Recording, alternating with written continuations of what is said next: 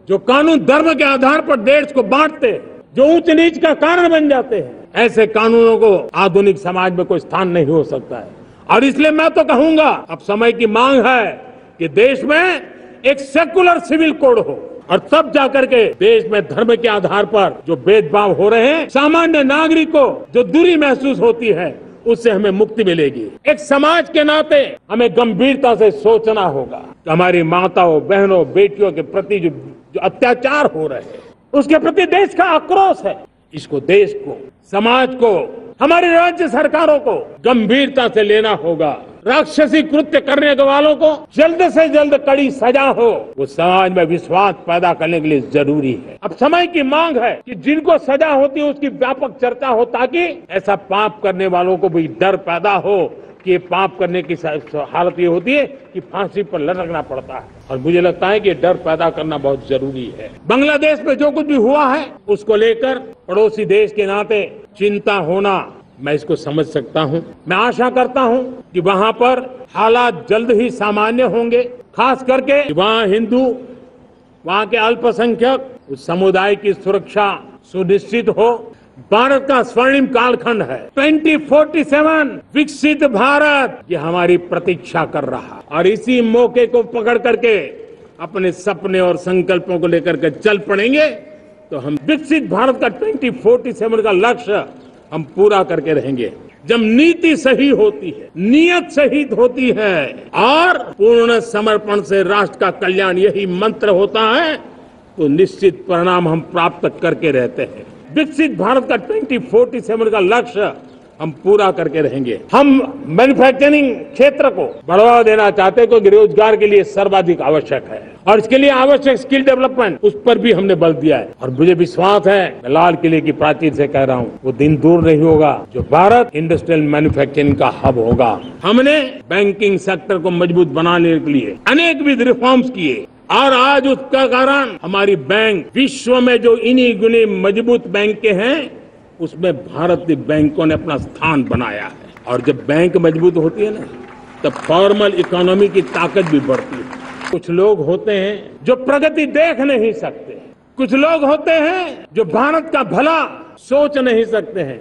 जब तक खुद का भला न हो, तब तक उनको किसी का भला अच्छा नहीं लगता है। ऐसी विकृत मानसिकता से भरे हुए लोगों की कमी नहीं होती। देश को ऐसे लोगों से बचना होगा। वो एक समय था जब लोग देश के लिए मरने के लिए प्रतिबद्ध थे और आजादी मिली थी। आज ये समय है देश के लिए जीने की प्रतिबद्धता का। अगर देश के लिए मरने की प्रतिबद्धता आजादी दिला सकती है, तो देश के लिए जीने की प्रतिबद्धता समृद्ध भारत भी बना सकती है। मेरे प्यारे देशवासियों, आज जो महानुभाव राष्ट्र रक्षा के लिए और राष्ट्र निर्माण के लिए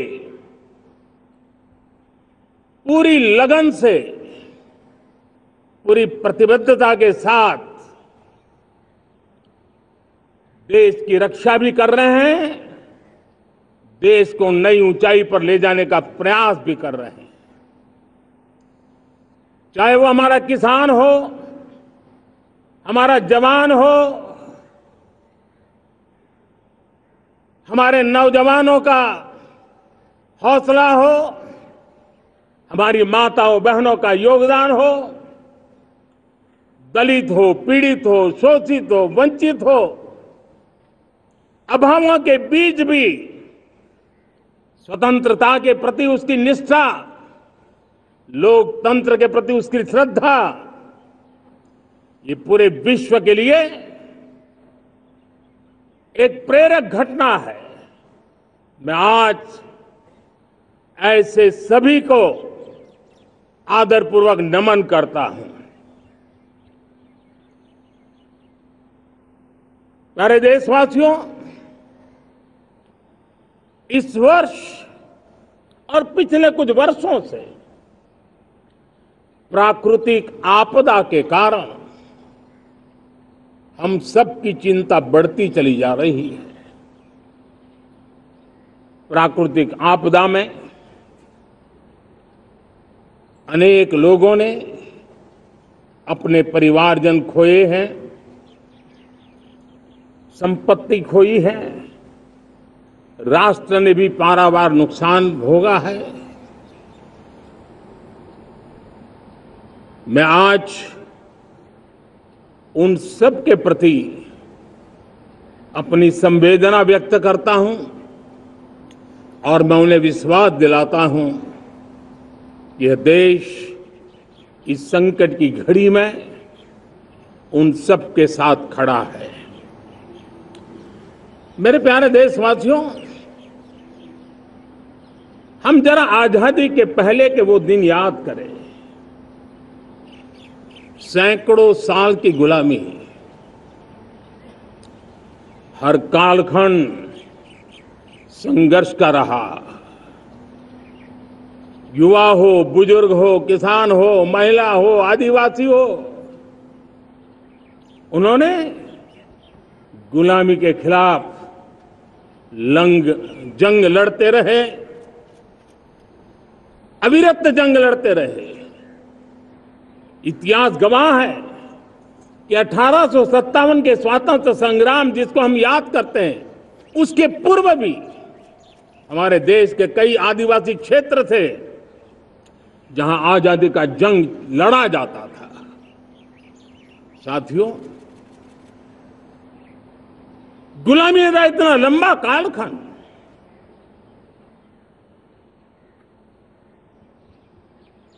जुल्मी शासक, अपरंपार यातनाएं,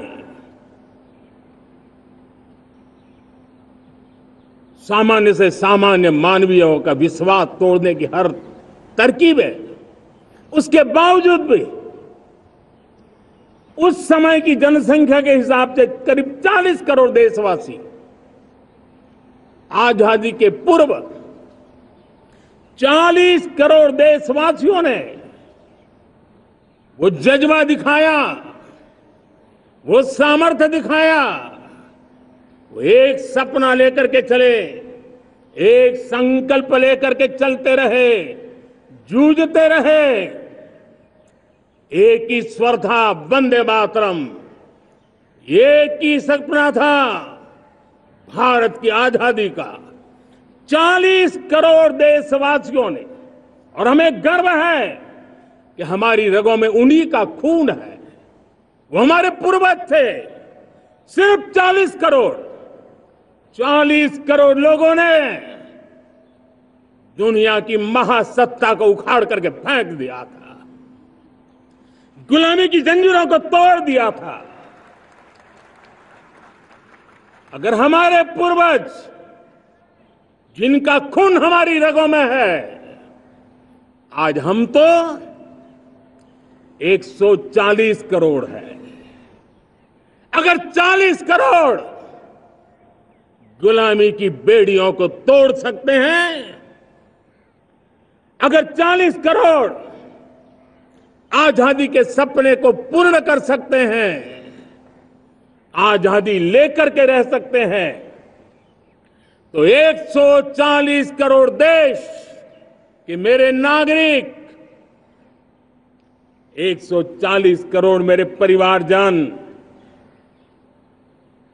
अगर संकल्प लेकर के चल पड़ते हैं, एक दिशा निर्धारित करके चल पड़ते हैं, कदम से कदम मिलाकर, कंधे से कंधा मिलाकर अगर चल पड़ते हैं, तो चुनौतियां कितनी भी क्यों ना हो, अभाव की मात्रा कितनी ही तीव्र क्यों ना हो, संसाधनों के लिए जूझने की नौबत हो, तो भी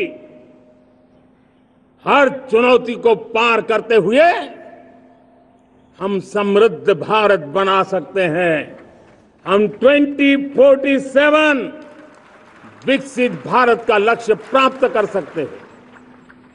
अगर 40 करोड़ देशवासी अपने पुरुषार्थ से, अपने समर्पण से, अपने त्याग से, अपने बलिदान से आजादी दे सकते हैं, आजाद भारत बना सकते हैं, तो 140 करोड़ देशवासी उसी भाव से समृद्ध भारत भी बना सकते हैं। साथियों, वो एक समय था जब लोग देश के लिए मरने के लिए प्रतिबद्ध थे और आजादी मिली थी। आज ये समय है देश के लिए जीने की प्रतिबद्धता का। अगर देश के लिए मरने की प्रतिबद्धता आजादी दिला सकती है, तो देश के लिए जीने की प्रतिबद्धता समृद्ध भारत भी बना सकती है।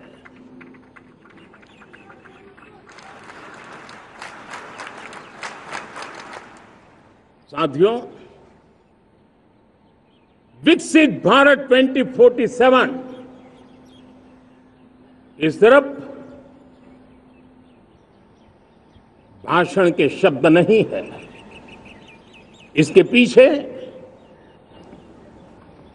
कठोर परिश्रम चल रहा है। देश के कोटि कोटि जनों के सुझाव लिए जा रहे हैं और हमने देशवासियों से सुझाव मांगे। और मुझे प्रसन्नता है कि मेरे देश के करोड़ों नागरिकों ने विकसित भारत 2047 के लिए अनगिनत सुझाव दिए हैं। हर देशवासी का सपना उसमें प्रतिबिंबित हो रहा है। हर देशवासी का संकल्प उसमें झलकता है। युवा हो, बुजुर्ग हो, गांव के लोग हो, शहर के लोग हो, किसान हो, कामदार हो, दलित हो, आदिवासी हो, पहाड़ों में रहने वाले लोग हो, जंगल में रहने वाले लोग हो, शहरों में रहने वाले लोग हैं। हर किसी ने 2047 में जब देश आजादी का 100 साल मनाएगा, तब तक विकसित भारत के लिए अनमोल सुझाव दिए हैं। और मैं जब इन सुझावों को देखता था, मेरा मन प्रसन्न हो रहा था। उन्होंने क्या लिखा? कुछ लोगों ने कहा कि दुनिया का स्किल कैपिटल बनाने का सुझाव हमारे सामने रखा। 2047 विकसित भारत के लिए कुछ लोगों ने भारत को मैन्युफैक्चरिंग का ग्लोबल हब बनाने का सुझाव दिया। कुछ लोगों ने भारत की हमारी यूनिवर्सिटीज ग्लोबल बने, इसके लिए सुझाव दिया। कुछ लोगों ने यह भी कहा कि क्या आजादी के इतने सालों के बाद हमारा मीडिया ग्लोबल नहीं होना चाहिए। कुछ लोगों ने यह भी कहा कि हमारा स्किल्ड युवा विश्व की पहली पसंद बनना चाहिए।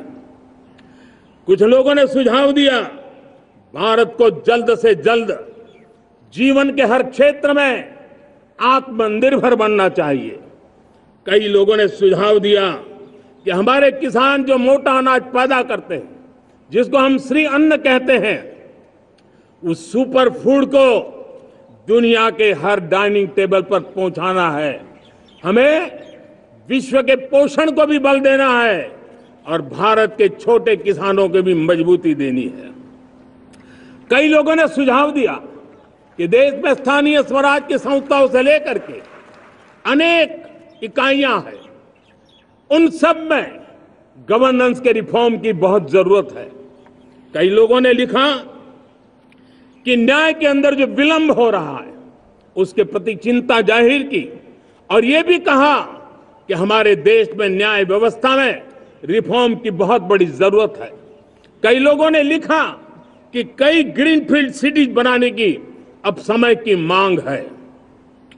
किसी ने बढ़ती हुई प्राकृतिक आपदाओं के बीच शासन प्रशासन में कैपेसिटी बिल्डिंग के लिए एक अभियान चलाने का सुझाव दिया। बहुत सारे लोगों ने यह सपना भी देखा है कि अंतरिक्ष में भारत का स्पेस स्टेशन जल्द से जल्द बनना चाहिए।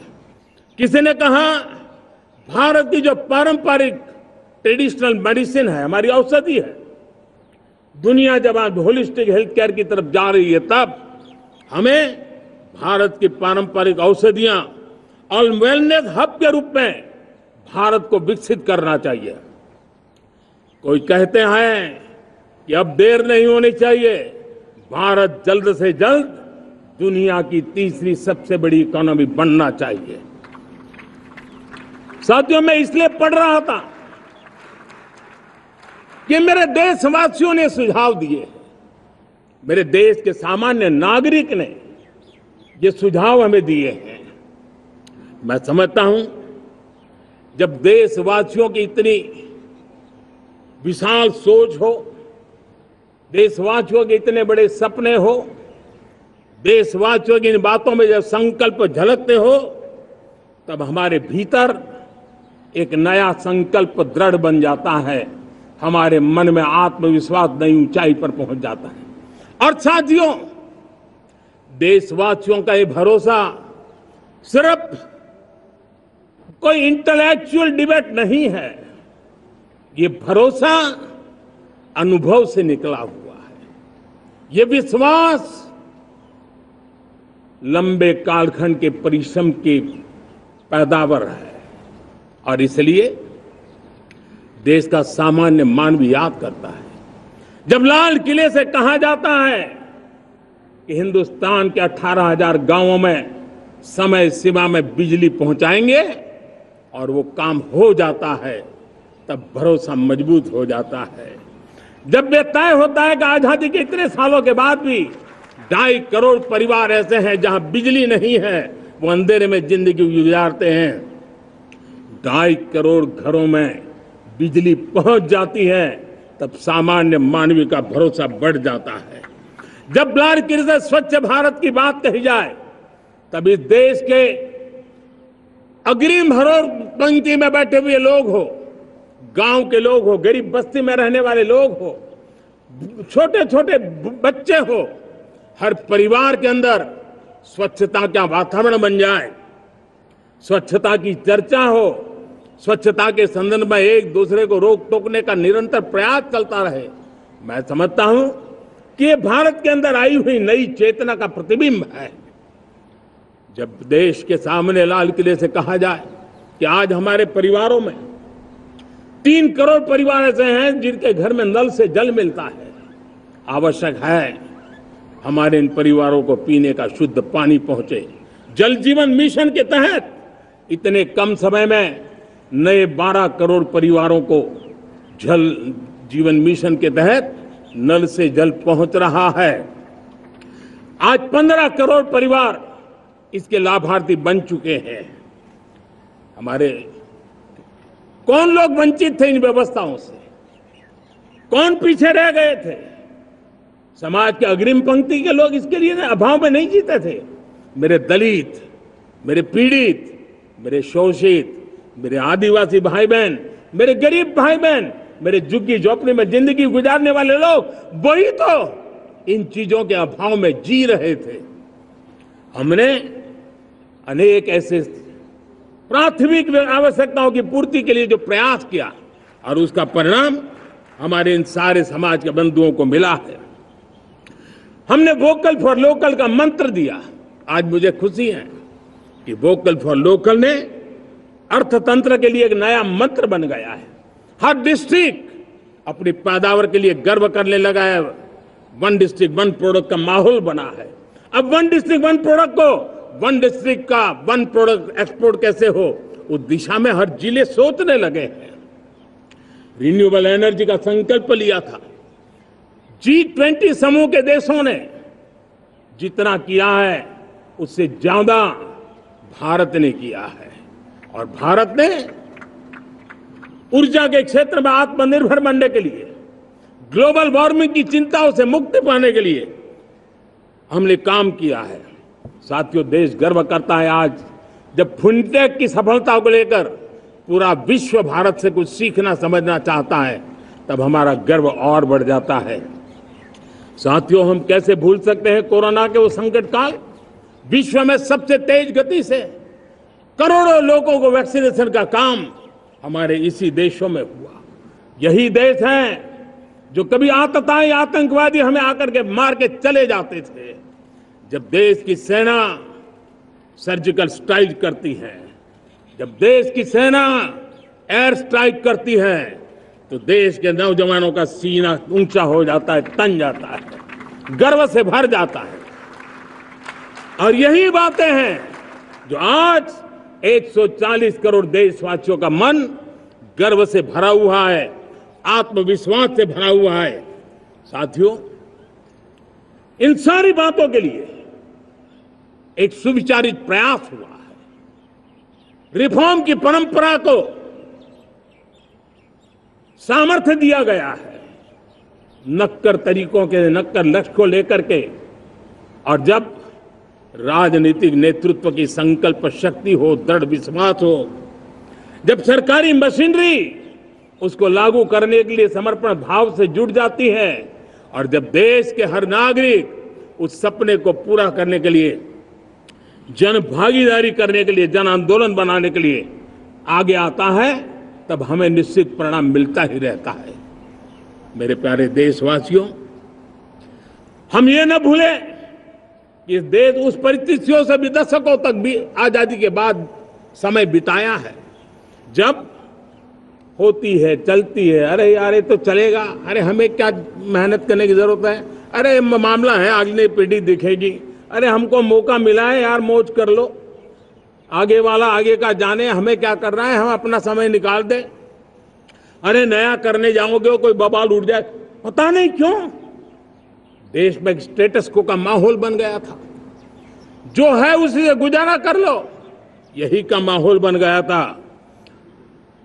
और लोग तो कहते हैं अरे भाई छोड़ो, अब कुछ होने वाला नहीं है, चलो, ऐसा ही मन मर गया था।